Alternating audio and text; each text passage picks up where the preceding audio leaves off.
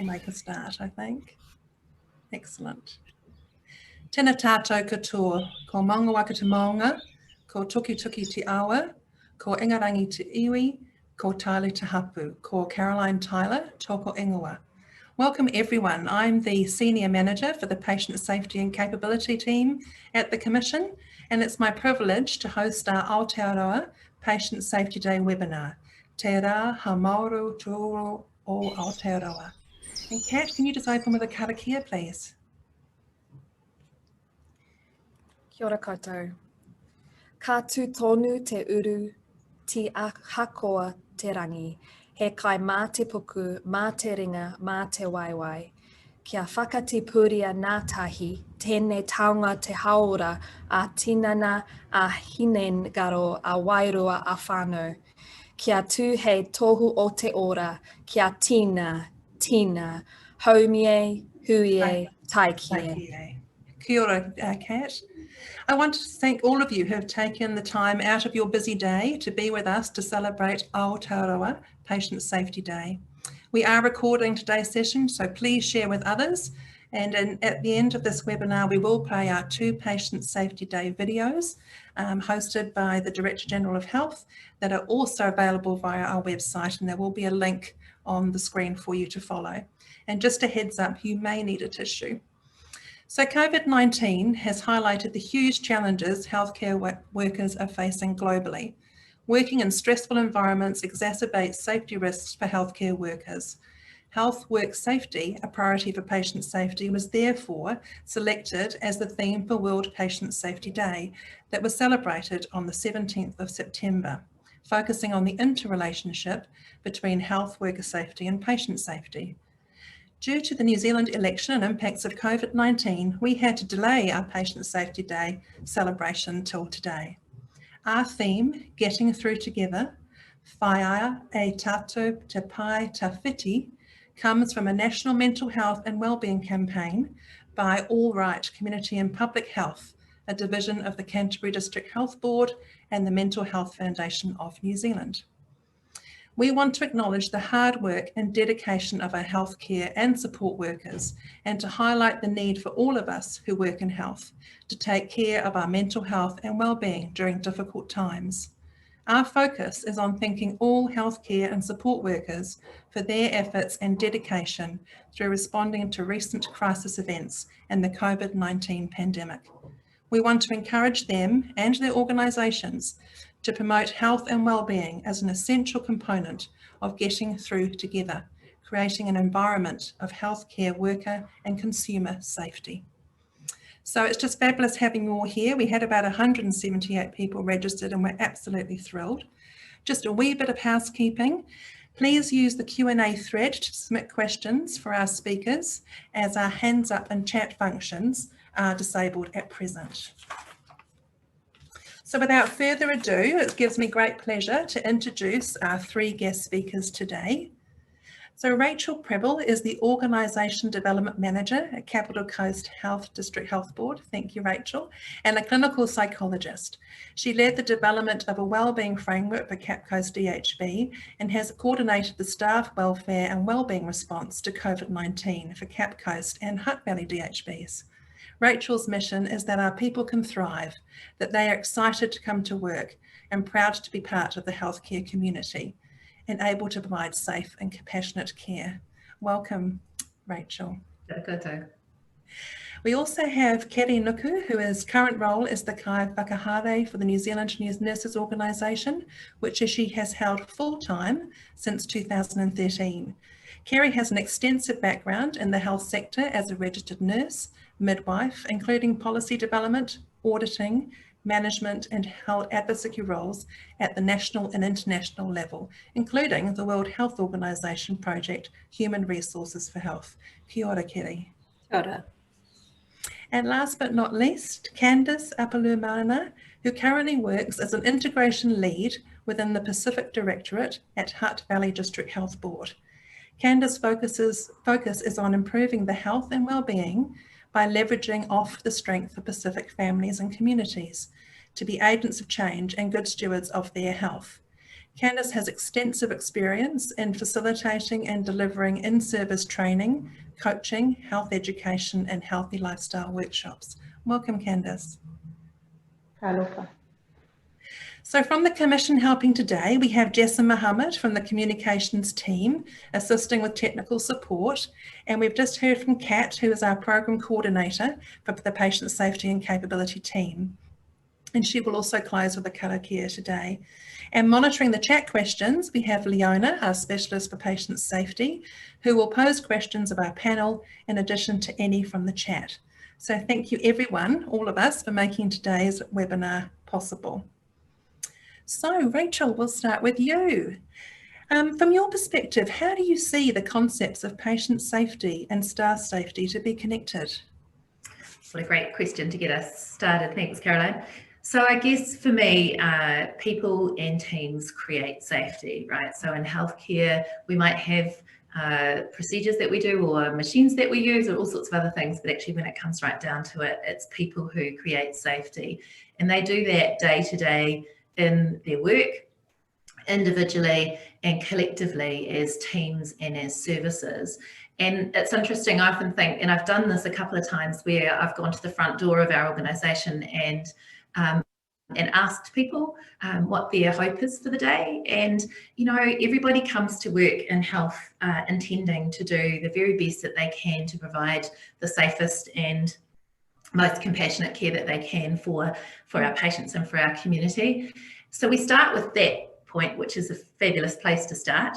And then we've got this layer that's around systems and processes and checklists and all sorts of things that help remind us, that can help us to think about points where safety might be really critical and there are some specific things we can do to build that. But actually what we know is that it's impossible to predict everything along the way that's going to impact safety. That as soon as you put people into the mix, you get randomness, you get variation, and you get, you know, those things that make us unique as individual human beings. And then you get the interactions between the people and the space between the people. So we can't have a system or a checklist that that allows for every one of those situations or those circumstances. So we actually rely on our people and their ability to make really good decisions, their ability to notice, I guess, the things that might create a risk for safety, and to, I guess, create the conditions for really good, safe and compassionate care. And part of that is about them attending to other people around them, each other and the way that they interact and the way they communicate, and also the way that they communicate and interact with patients, and the role that patients and whānau and community have in feeding into that system. So having said all of that, of course, our people bring their whole selves to work. Yeah, we sometimes go, oh, health system, well, you know, that's nurses and that's doctors and that's psychologists or social workers or healthcare assistants or orderlies or whoever it is. But actually for each one of those professional groups, we all bring our whole selves. We bring our histories, we bring our cultures, we bring our value systems, and we bring our experiences into that space as well. And some of that can be about how confident we feel in that environment and how capable and able we feel to speak up. So it's really, really important to pay attention to how our staff in particular are experiencing that and how they're feeling in terms of their well-being and their safety. If we've got staff who are feeling stressed or distressed or fatigued, then it's really difficult and challenging for them to, you know, to fully enact that safety and to have the energy and motivation and the intention and the attention to those things. But on the flip side, if we can create an environment where our staff can come to work and be celebrated and recognised and supported to be their whole self, and we can actually really think about how those different perspectives and experiences and professional views and cultural views and values bases can come together to create an even better service for our patients, then we're onto a real win. And I know that Kerry and Candice are going to talk a lot more about different frameworks and different ways of thinking about wellbeing and safety from Te Ao Māori and from Pacifica perspectives.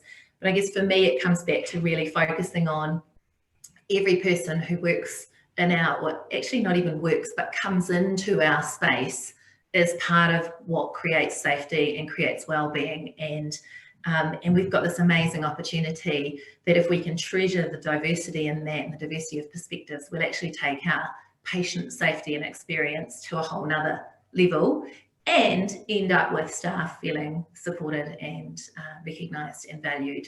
So it's an all win, I think, if we connect those two concepts together. Yeah. Thank you, Rachel. And you're right, isn't it? We go into health because we care about people, and it's about caring for each other and valuing ourselves as a team. And you mentioned too about this focus on, and being mindful of our cultural diversity and that approach. So thank you so much. And as I said before, we will have some additional questions and answers for you shortly. So I just want to now segue through to Kerry. So thinking about recognition of understanding and wellness from a variety of cultural leads, and just specifically, Kerry, sorry, I can't get my words out today, my apologies. Just understanding a Te Ao Māori approach to mental health and wellbeing. Kia ora, Kerry. Kia ora. Te Ao Māori is often in health, we look primarily at a broken limb, a sore that needs to be healed. That's one feature of Te Ao Māori. The biggest aspect where care and consideration needs to be drawn is around those other things that we can't always see. The spirit, the mind, not just the body, but the whānau and how we engage with that. A Mason jury refers to that as an equilibrium, the Te Whare Tapa Whā, and we often hear that when we're talking health, but often what we don't do is focus on those things that we can't measure. We singularly tune into the thing that we can see, the broken leg, the broken limb, the whatever. So Te Ao Māori is about understanding everything around us and how we're complicated beings, and how we fit together within that paradigm. And from there, the mauri, the spirit that runs through, the energy that runs through, and the mood that I'm in can often rub off onto other people. So if you're in that equilibrium kind of state, then you're more likely to elude that positive kind of energy. But well-being from a Te Ao Māori sense is about addressing, nurturing and nourishing all of those other aspects as opposed to just looking at one.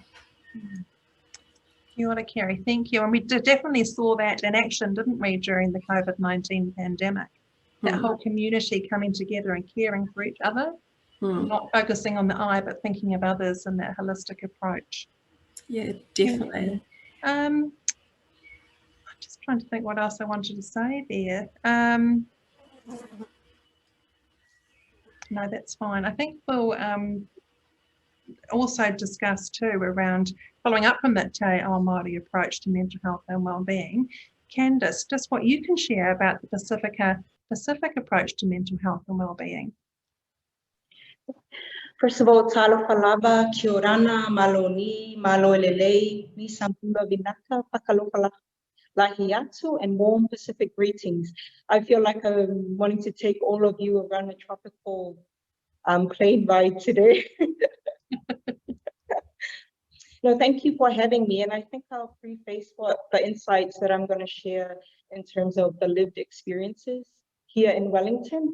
But the key principles are the same for Pacific all over New Zealand. And I think it aligns with what Kerry was speaking about before and Rachel around the holistic support of an individual, because most of our Pacific, we think family. So these are the key things that underpins Pacific cultures. It's families, it's the environment, it's our beliefs, our spiritual and faith.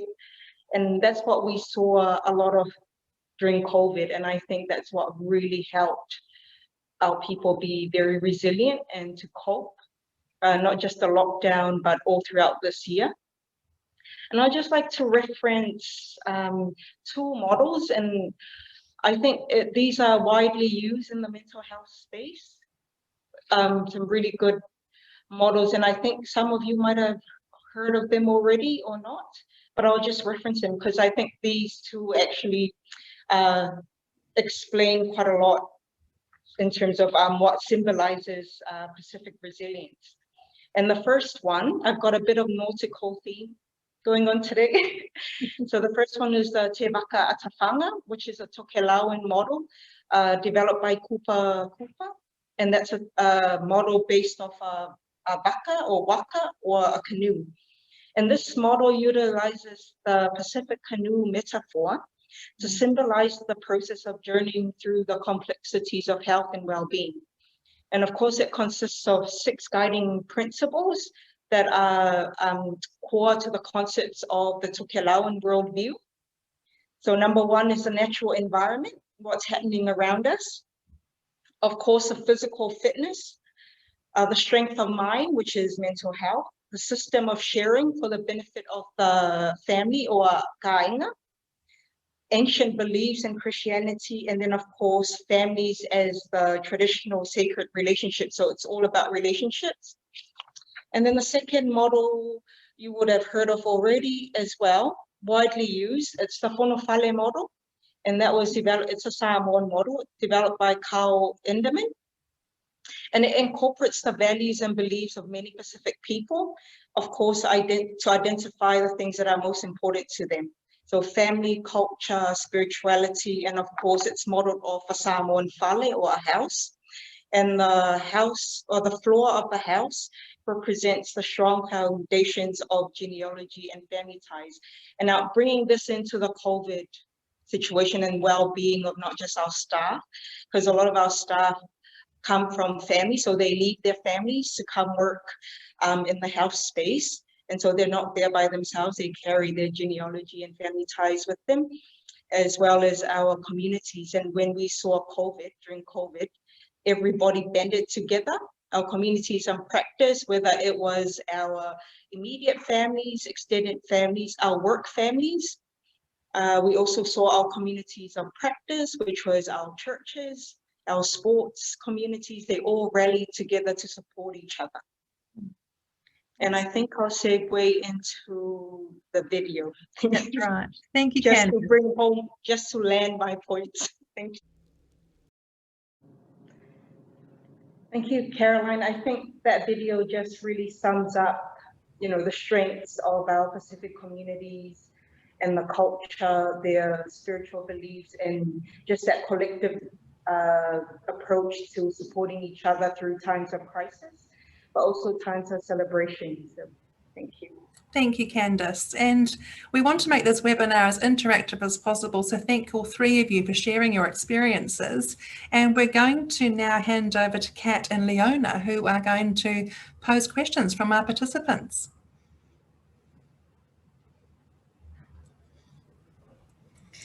So hopefully everyone who's attending today has seen the Q&A function at the bottom of the screen. Please feel free to use this function to pass on questions to us, which we will relay to our panel.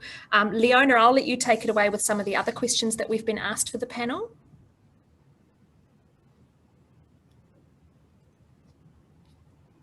Thanks for that, Kat. So thanks to our presenters. It's been really great to listen to, and I do have a few questions here. So my first question will go to you, Kerry. Thank you. I thought it was really interesting and sounds positive and inclusive framework when you talked about the Te Ao Māori paradigm. And I was wondering, how then does a sense of vulnerability or self-doubt fit within this paradigm? I think that's a significant issue, because self-doubt, that's something that's intrinsically within. So you may not see an open wound or a whatever, but having the confidence and the ability to feel empowered is something that is part of that spiritual mind healing. It's part of that connectedness. So if I give you an example, during COVID-19, we were part of an international video conference, and it was with nurses from the US of A. And at that point in time, there was significant amount and numbers of death that were happening, and they felt under supported, lack of PPE gear.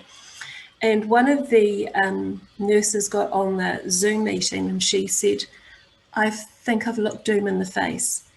Now, to hear her, to see her spirit, to feel that brokenness, nothing can replace that. And I think that that is what drove and motivated us to be strongly an advocate. So how do you mend something like that? How do you remedy that? It's really difficult, because then how do you measure it? And next time we engaged with her, the feeling of helplessness or hopelessness was more profound. So so having the confidence, having the ability to share, to talk, having the support around, not just from her whānau, but from colleagues that appreciated the significance of the event, was really key. But what we were able to share with her is that her words motivated us to be more proactive. And so that in turn encouraged her to be, to feel that this, how do we redirect this energy of hopelessness, this, unfortunately, a system that doesn't install confidence, how do we turn that around? And a lot of the acknowledgement around Te Ao Māori is about, first of all, understanding yourself and what makes you work, what strengthens you. First of all, having a self-awareness of your own identity.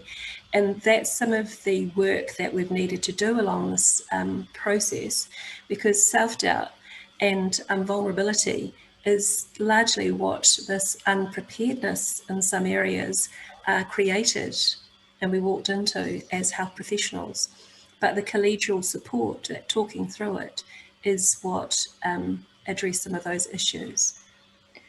Oh, yeah, thanks, Kerry. That's really helpful. I know that Kat's got a question on the chat, but I just have one that follows on from what you were discussing. So, you know, we work a lot now and our focus is moving more into developing systems that enable people to function really well and to their very best. So how well do you think our healthcare system supports this wellbeing paradigm that you've been discussing with us today? I think we're on the very start of an exciting journey. I think one of the difficulty things about measuring wellbeing is it's difficult to measure wellbeing. What we have is a system that funds outputs and something that's measurable and tangible. Unfortunately, with wellbeing, it's a fuzzy warm that we don't always measure. So I think we're on a journey to really spell out wellbeing, define it, and then start to look at how do we implement services or structures to support and acknowledge the wellbeing of staff so that they can enjoy working within the system. And then some of that will certainly brush off onto the clients and the people that we're working with and supporting. Great, thanks, Kerry. I'll hand back to Kat now, and then we can come back to me, Kat, if we need to. No problem. So we do have one question from Connie. How can we use Te Whare Tapa Whā as a framework to educate our staff around practical application of wellbeing and self-care? Do you know of any good programs out there? So this is probably a question again for you, Kerry, and possibly similar models. Candice? There's lots of models at the moment, and actually just like many words become the buzzword, I think wellbeing is quite topical at the moment, especially in the events of COVID. What COVID has taught us is that we must protect ourselves, and we must do that by ensuring that we've brought communities together. We're facilitating conversations to happen within whānau. I mean, 4 weeks lockdown with my whānau, it's amazing what stories we shared and what we didn't know about each other. So we were forced into a situation. Now the system, there are numerous amounts of models that are yet to be tested out there, but running a good model around Te Whare Tapa Whā also means changing the way that we deliver the services currently to ensure that it's embedded and supported, and then the way that we resource the development of that tool and what that might look like. Te Whare Tapa Whā as a model is exciting, but it requires a lot of careful consideration and resourcing appropriately to make it effective. Can I also add on to what Kerry just said in terms of Connie's question, just bringing in the Pacific models of care into just an example, and I like to use the Te Waka Atapanga or even the Whangawhale model. I think bringing the family concept into a workplace. So a Pacific person or your Pacific staff member has their immediate family, they come into their work family. And within that work family, there's respect, reciprocity, the relationships are quite important. Those are the key values that they carry. So it's the different environments that they belong to. So as in terms of well-being, I think it's more around building that culture of honor in your workspace, to honor your staff members' different cultural lenses and stuff. I hope that makes sense. And I think that's the easiest way to bring in the model and how I see it in practice. Lovely. Candy, you talked really nicely there about the use of reciprocity and working collectively. I wondered if you've got some community examples that perhaps you could share with us from the Pacific resilience during lockdown that could highlight that sort of collectivism versus individual perspective in Pacifica and Aotearoa. Yeah, there's lots, but I think a couple of the things, and this is what I mean about communities of practice and the collective approaches of Pacific people to a lot of things. Before the health services or even the welfare services were mobilized out to our communities, the churches, the families were all doing it before the mainstream services got out to our communities. So, like the churches were already sending out food packages, calling everybody, checking in, including the elderly. And we know that in our Pacific cultures, our elderly are well respected. We look after them. And they were one of the most vulnerable age groups, even now during COVID. Yeah. And yeah, so that's an example. And also bringing it back to the hospital. So of course, in our culture and our experiences of the health system, we're quite visual, we're very face-to-face rather than online consultations, that sort of thing. What happened during lockdown was there were no visitors allowed, and we had some Pacific patients who were either dying or were undergoing surgeries by themselves. So they needed the whole family around them. And this is what I also mean about the resilience of our Pacific people. And also thanking everybody in the health sector at that time, because I think it was more everybody was it's not just about being kind. I think it was our human empathy coming through. We all knew that we had to do the best for the patient. And even if it was, doing a FaceTime with the families, but we made sure that they knew that their family member in the hospital as well looked after, but at the same time we gave the assurance to the families. I hope does that make sense? Yeah, great examples, Candice, thank you. I know Kat's got another question, I think, by the looks, because we see Kat back on the screen. Yes, so we do have a question. This is really for everyone, but I think I'll start with you, Rachel. It's been indicated to us there's the prospect of significant upheaval and change in the next few years. So we could be vastly reducing the number of DHBs and the areas they're responsible for. So how do we ensure the well-being of staff and minimise disruption to patients throughout that period of transformation? Just a small question there. I'll knock that off in about 30 seconds. Look, I think one of the things that we can all kind of reflect on in the last year is if we step back from the idea of a pandemic as being a health thing, it's actually reflective of a whole sense of uncertainty and some of that loss of control over the future, right? So there's some really good lessons that we've learned over the last year about what can help sustain and support us when we're in times of uncertainty and in times of change. So absolutely, we can all predict that there's a bit more coming and it will take different forms. I've been using the phrase change is the new black in my world, and like all good fashion trends, we can choose how much we get impassioned and engaged with it, or we can choose to go, yeah, I'm going to rock along and I'm going to be part of it, but I'm going to be true to myself. And I think actually that's probably the key, is when we think about coping with times and uncertainty, it's about understanding and thinking and reflecting about what's important to us and what we can influence, what we can control. And there'll be some things that we can't control, and it might be about choosing to be able to accept those. Now, it's easier said than done. As I said, I'll knock it off in 30 seconds. Acceptance is a really challenging thing to do. But I guess having that awareness that actually what that represents is that uncertainty, and choosing how we respond to that. Taking time to understand, what does that actually mean for me, and how do I want to be in this new reality? And that can create a sense of, okay, so I actually, things might change around me, but what's really important to me, what's my core purpose in being in the health system, hasn't changed. And so how do I embrace this new reality in a way that supports both the new reality and enables me to be true to my values and my purpose? So I guess it's a bit of an esoteric answer really, but I think that's where I start anyway with it. Yeah. I'm happy to add to it, and thank you for taking the first shot at it. It's always difficult with such a complex question. I think what COVID did tell us is that we were all in this waka together. He waka ika noa, I think the government was saying, a team of 5 million people.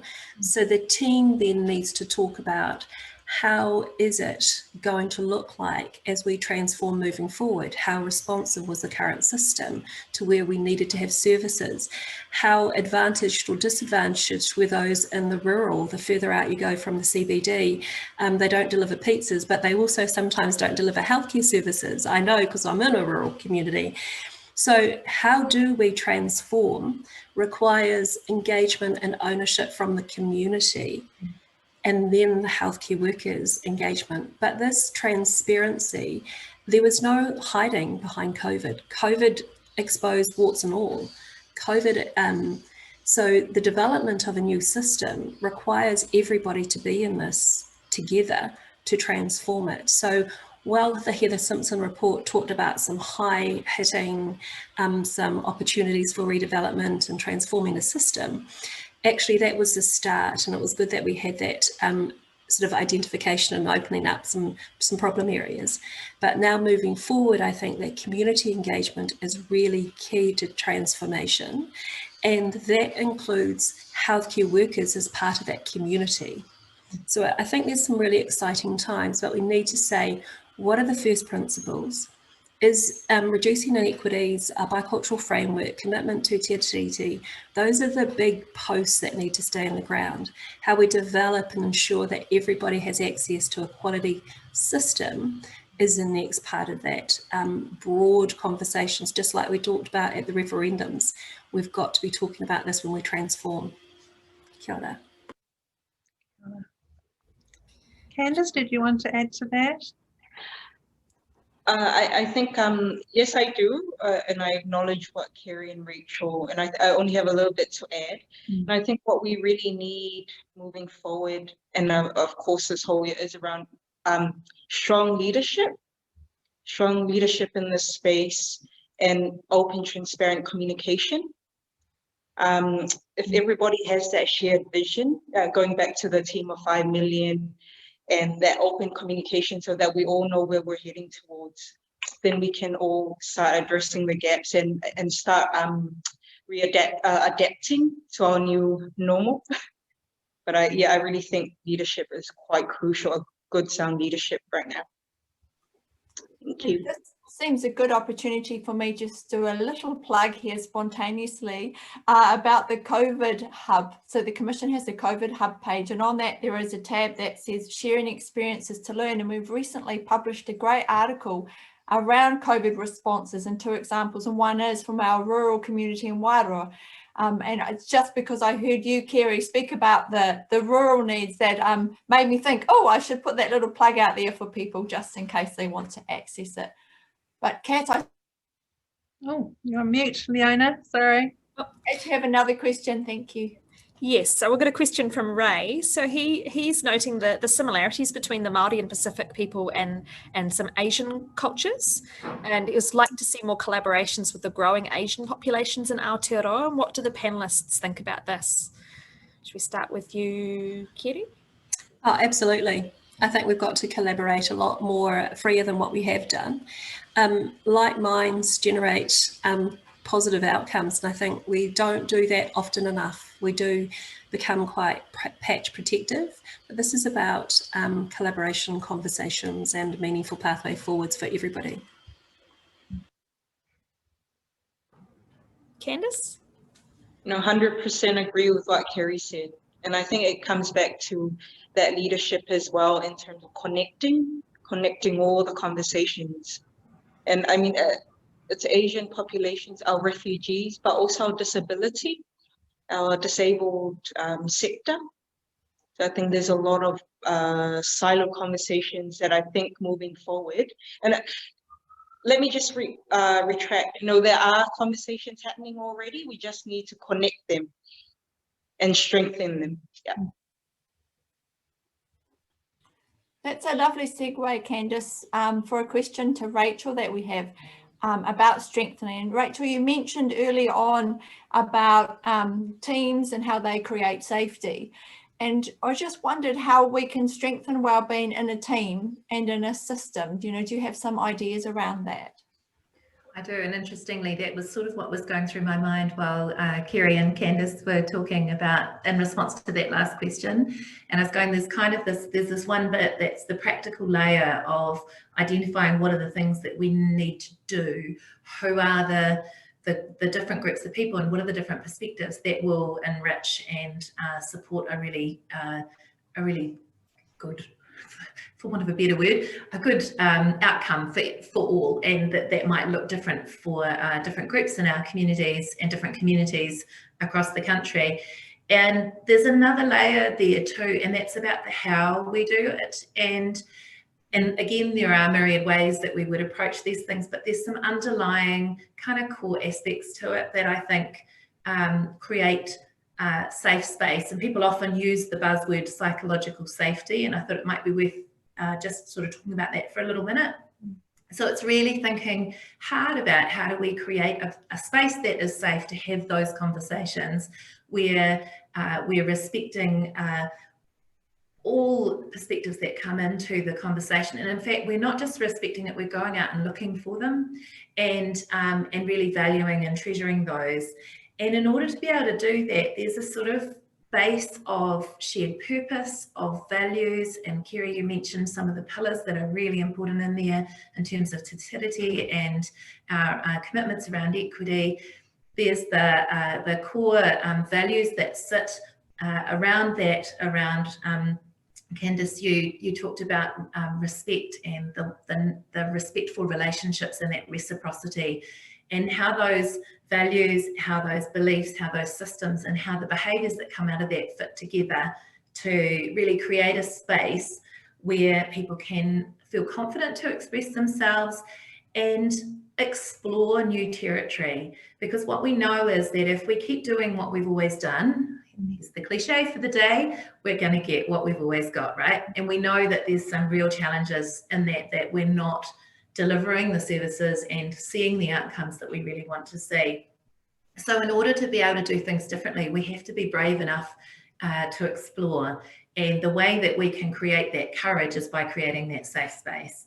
So people can put forward ideas without fear of ridicule. They can question that every single person that's part of this conversation feels absolutely that they have the right to say, hang on a second, I don't think you've got that right. I think you're missing something here, and that there's a respect. And actually that we thank people for raising those questions, for speaking up when they're unsure. And I think that's a really important base in terms of how we do this. And again, when we go back to that question before about how can we all maintain our well-being and our resilience through change and uncertainty, creating that sense of psychological safety and that shared space is how we'll all get through this together, the team of 5 million, as we are Yeah. Lovely, thank you. Caroline, how are we going? Is it time for me to hand back to you, or I time? think it is, if we don't have another question, Leona. That's fine. Actually, thank you very much, and thank you, Kat, as well, and thank you to our speakers. And Rachel, I think you summed everything up perfectly just then. You know, I think in terms of safety for me, it's our human capacity for learning, growth, and development through connection and collaboration. And I think we've seen a lot of that and a lot of insights into how we can encourage that. So we would like to play the 2 videos from that we have developed prior to our closing. So we'll do that first.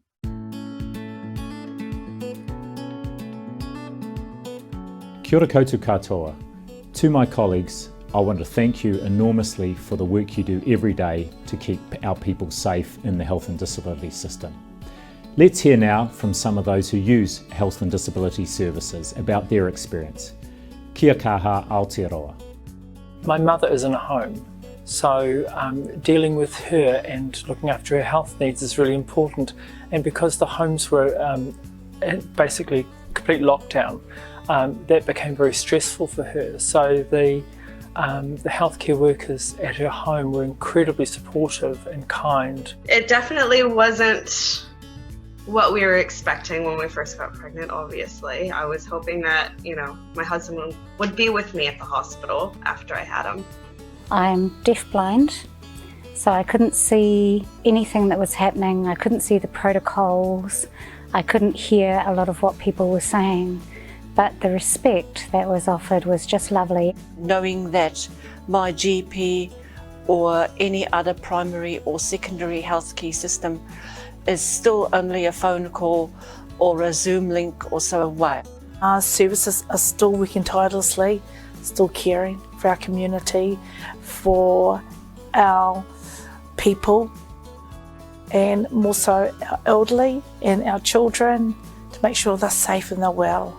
For the staff that work in residential care, I think they've done a phenomenal job of keeping families informed and keeping our family members and their residents safe. It was really the support also from the staff in the wards that allowed them to feel very comfortable and really at peace during that time of their recovery.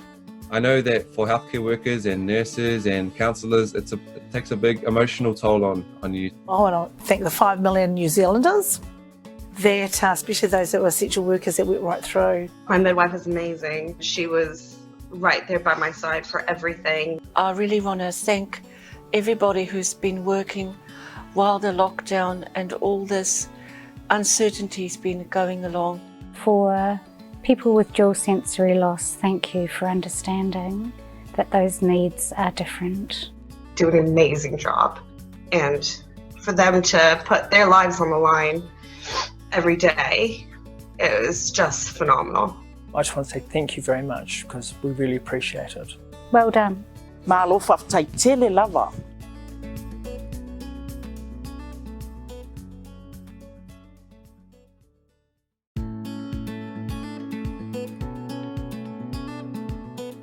Kia ora koutou katoa.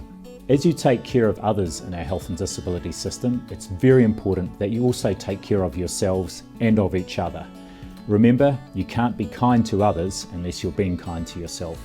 So let's hear from some of those working in our services about how they take care of themselves. Kia kaha Aotearoa. So our staff, I guess initially with the first lockdown, it was around supporting them with feelings of anxiety about coming to work and leaving their families at home, and I guess COVID was the big unknown. Our staff members are phenomenal. I mean, they have their own issues going on at home, but they have stepped up, turned up, and they just keep going. We had lots of conversations about how's it going for you, how's it going with your family, which I found really helpful. We still had karakia every morning. Everybody was required to be at karakia. Didn't matter where you were, because nobody had any excuse to say I can't be there, because everybody was technologically set up. The psychological health of those that are in the front line is incredibly important too. We are a culture that likes to serve. Our values are to serve and serve our communities and others. In order to be able to do that, we need to be top of our game. And so it's really important that we are able to look after our own well-being in order to be there for others. I think it's so important that we find a way to look after ourselves and each other within our teams. I think we always have to consider our own mental health, because we can't be helpful to our colleagues or to the people around us if we're not looking after ourselves. Communicate. You can't do it often enough with the staff and with the residents and with families. Huge props, tino mihi to the kaimahi that were in the front line. What I'd say to people who've worked really hard throughout the response is thank you. You really are the true heroes in this situation.